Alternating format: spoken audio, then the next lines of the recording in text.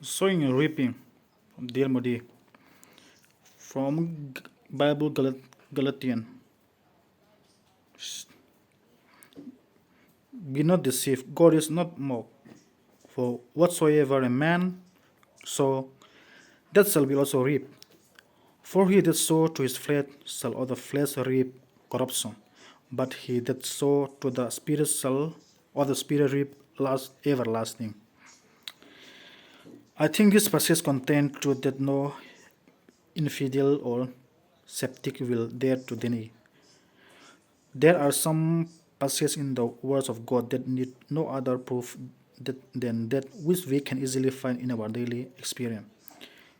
This is one of them. If the Bible were to be blotted out of existence, the words I have quoted would be abundantly verified by what is constantly happening around us.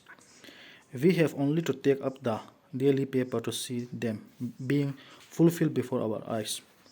I remember giving out this text once when a man stood right up in audience and said, I don't believe it. I said, my friend, that doesn't change the fact. Truth is truth, whether you believe it or not. And a lie is a lie, whatever you believe it or not. He didn't want to believe it. When the meeting broke up, an officer was at the door to arrest him. He was tried and sent to the penitentiary for 12 months for stealing. I really believe that when he got into his cell, he believed that he had to reap what he saw.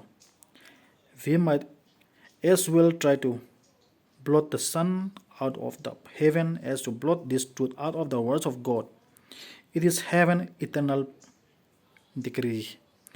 The law has been enforced for 6,000 years. Did not God make Adam reap even before they left Eden? He had not Cain to reap outside of Eden, a king of the throne like David, or a priest behind the altar like Eli, priest and prophet, preacher and hearer. Every man must reap what he sow. I believe it 10 years ago, but I believe it 100 times more today. My text applies to the individual, whether he be a saint or a sinner or hypocrite who think he is a saint. It applies to the family. It applies to society. It applies to the nation. I say the law that the result of action must be reaped. It is true for nation as for individual. Indeed, someone has said that as nations have no future existence, the present world is the only place to punish them as nation. See how God has dealt with them. See if they have not reaped what they sow. Take Amalek. Remember what Amalek did unto thee by the way, when ye were come forth out of Egypt, how he met thee by the way, and smote hit most of the thee, even all that were feeble behind thee. When thou wast faint or weary, he feared not God. What was to be the result of this attack? Was it to be go unpunished? God ordained the Amalek should reap as they sow, and the nation was all but wiped out of existence under King Saul. What has become of the monarchies and empire of the world? What brought ruin on Babylon?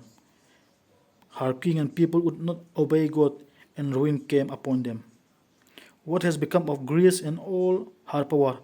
She once ruled the world. What has become of Rome and all her greatness? When their cup of iniquity was full, it was dashed to the ground. What was become of the Jew? They rejected salvation, persecuted God's messenger, and crucified their Redeemer. And we find that 1,100,000 of them perished at one time. Look at the history of this country. With an open Bible, our forefather planted slavery, but judgment came at last. There was not a family, north or south, that had not to mourn over some one taken from them. Take the case of France. It is said that a century ago men were spending millions every year in France in the publication and distribution of infidel literature. What has been the harvest? Has friend not reaped? Mark the result. The Bible was surprised. God has denied. Hell broke loose.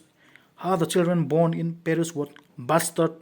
More than 1 million of persons were beheaded, shot, drawn, outraged, and done to the death between September 1792 and December 1795. Since that time, France has had 13 revolutions in 80 years. And in the Republic, there has, has been a overturn on a average come in 9 months.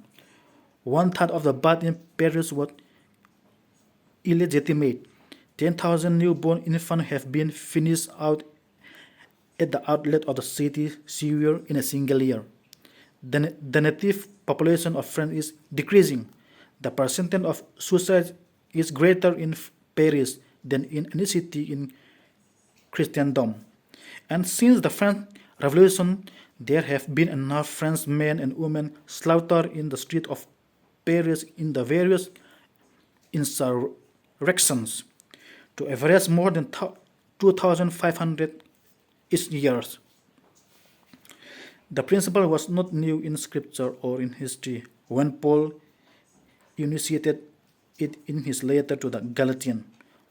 Paul clothed it in language derived from the farm, but in other dress the law of sowing and reaping may be seen in the law of cause and effect, the law of retribution or retaliation, the law of compensation. It is not to my purpose to enter now into a philosophical discussion of the law as appear under any of this name. We see that it exists. It is beyond reasonable dispute. Whatever else skeptics may carp at and criticize in the Bible, they must acknowledge the truth of this. It does not depend upon revelation for its support. Philosophers are agreed upon it as much as they agreed upon any things.